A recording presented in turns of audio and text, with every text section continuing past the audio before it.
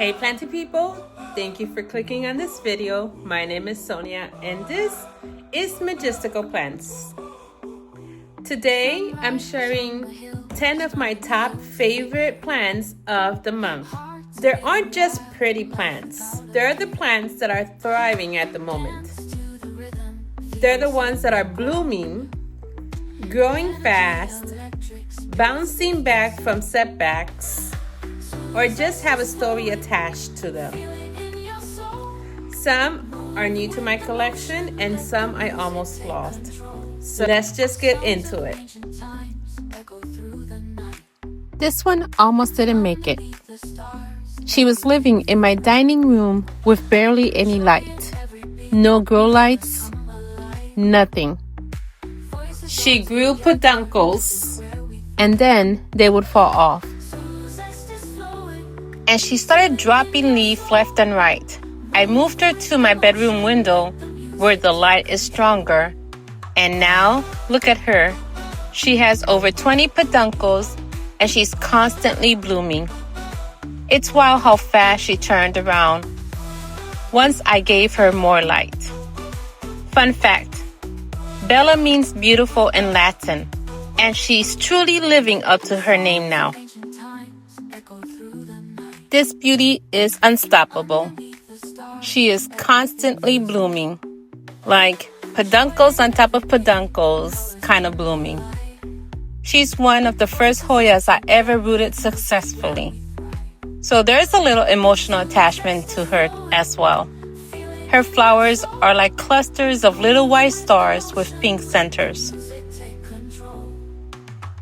Hoya Bella is one of the few Hoyas classified as a miniature. Perfect for small spaces, but mighty in bloom power.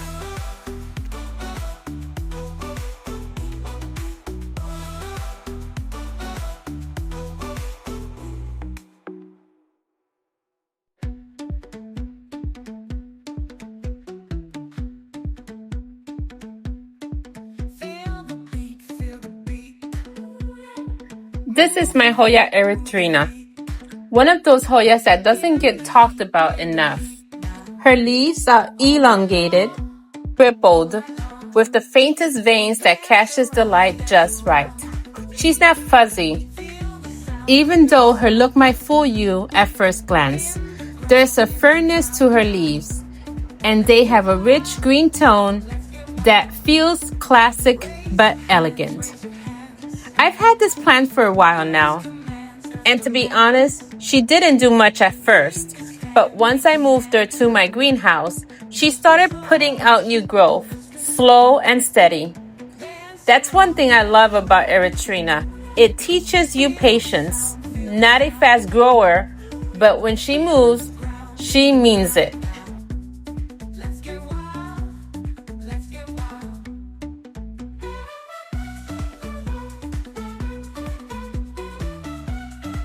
This is my Sansevierias Sorori, also known as Silver Flame.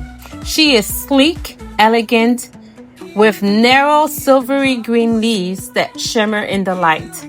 It's low maintenance, drought tolerant, and perfect for low light situation. A cultivar variety, Sorori stands out for its refined sculptural look and subtle beauty. Fun fact, Sorori means small lily in Japanese. Sorori isn't a naturally occurring species. She's actually a cultivated variety.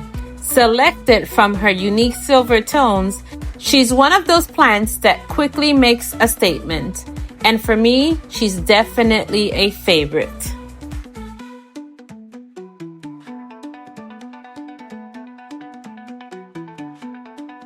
This is my Kirki Sansevieria. One day, I called my grandson just before he was about to throw her into the trash. He had already pulled her out of the pot because, according to him, she looked brown. After that, we had this long conversation back and forth. He kept saying, "Tita, it's dead."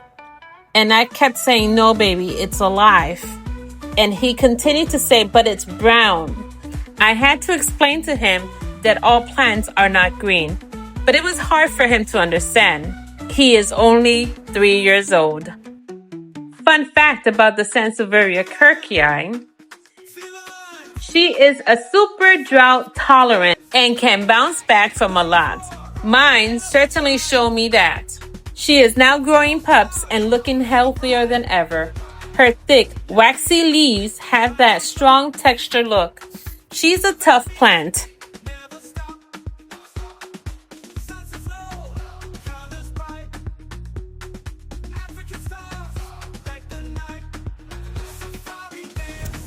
This is my Mangula Pothos, and let me tell you, she is worth the wait. She definitely is a slower grower, especially compared to something like the Marble Queen. But her variegation, it makes up for it. Every single leaf is a little masterpiece. Splashes of white, cream, minty green, like they were brushed on with watercolor. She has this soft, swirly look to her leaves too, almost like she's dancing. I don't do anything fancy, just bright, indirect light, and let her dry out in between watering. That is it. Fun fact about the Mangula: she was actually developed and patented in the University of Florida. And as a proud UF grad myself, I love that even more. Yes, Mangula was actually developed and patented by the University of Florida. Yup, go Gator! I graduated from UF. So, having a plant with Gator roots, that makes her even more special to me.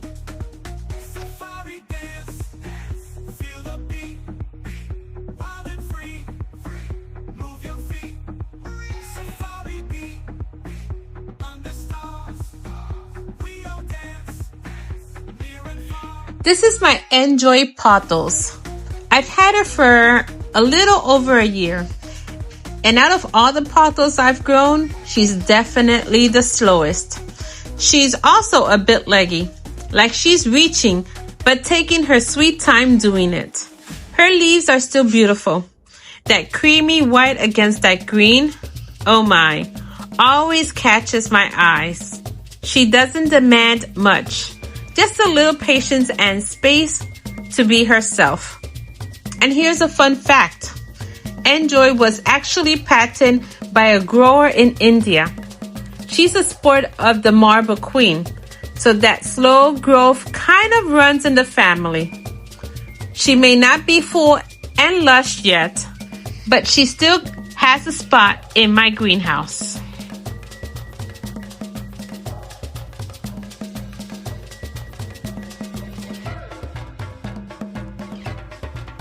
This is my aglonema bamboo.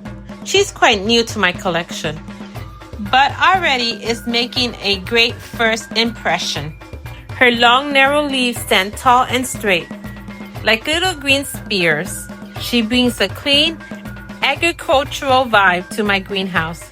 She's super low maintenance, does well in low light, and doesn't mind it if I forget to water. I don't see this one often, which is a shame because she's such a solid grower. Her name Bamboo fits perfectly since her stems look slender and upright. Even though she's not actually a bamboo, she adds a calm, elegant touch to my greenhouse. This is my aglonema white edge, a real standout in my collection. Her leaves are long and slender, with these crisp white edge that creates a beautiful contrast against the deep green. That pattern is so sharp and clean, it almost looks like nature's own design. She has this graceful feminine vibe, almost delicate, but still tough enough to handle low light and the usual plant parent forgetfulness. She's been growing steadily since I've got her and really adds a fresh pop wherever she's placed. Fun fact, aglonema white edge is one of the most popular aglonemas because of those signature white margin. They make her look elegant and artistic, like a living piece of nature's artwork.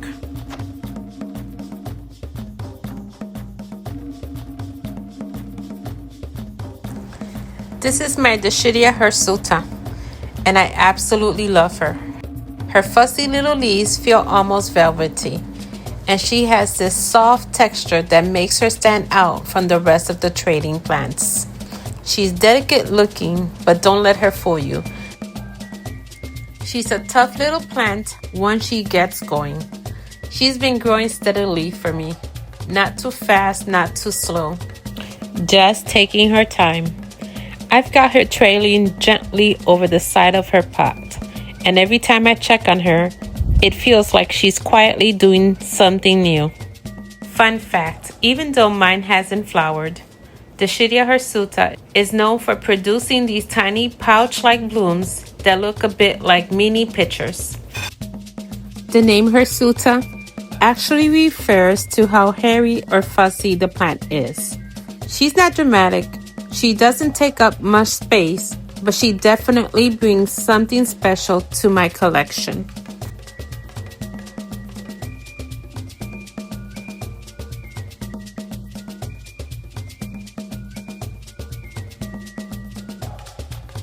This is my Dischidia Akutifologia.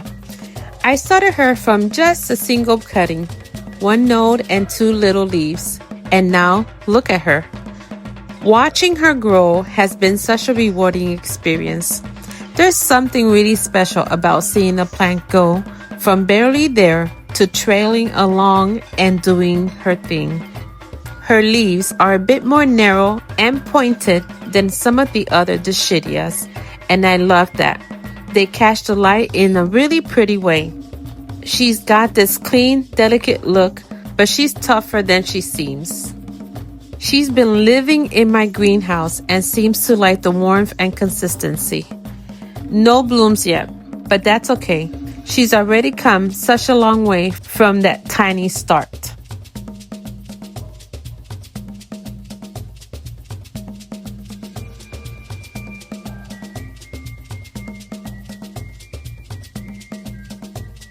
So those are my current 10 favorites at the moment. And this list changes all the time.